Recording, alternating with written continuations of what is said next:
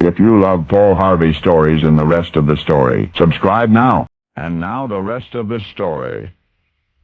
Harry sat on the roof of the garage, madly thumbing through the book that he had borrowed from the Encino Public Library, a book on home remodeling big project.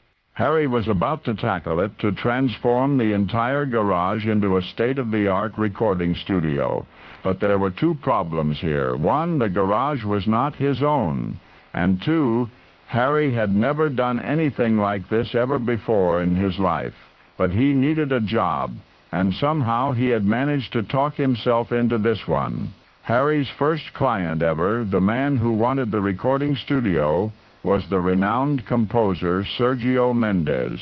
Good musician. He had simply forgotten to ask if Harry knew anything about carpentry. But of course the answer would have been no, and Harry would have been out someplace pumping gas, instead of hiding up there on the roof with all of those library books on how to renovate a garage. And then, footsteps. Harry peered over the edge of the roof, and there was Mr. Mendes in his robe and slippers, smoking a big cigar. Obviously, he had just risen from bed to check on the remodeling project. Harry pulled back and hunkered down. He could not afford to get caught frantically reading up on the profession for which he had not been trained in the first place. And all at once, as he trembled up there between the shingles and the sky, every miserable failure in Harry's life came parading past his beleaguered brain. Like all of the times the bullies beat him up after school, and he did not fight back. And all of the learning he missed out on because he just plain didn't care. And all of the career choices he might have had if he just hadn't flunked out of college. And suddenly Harry realized that this may be his last chance to do something right.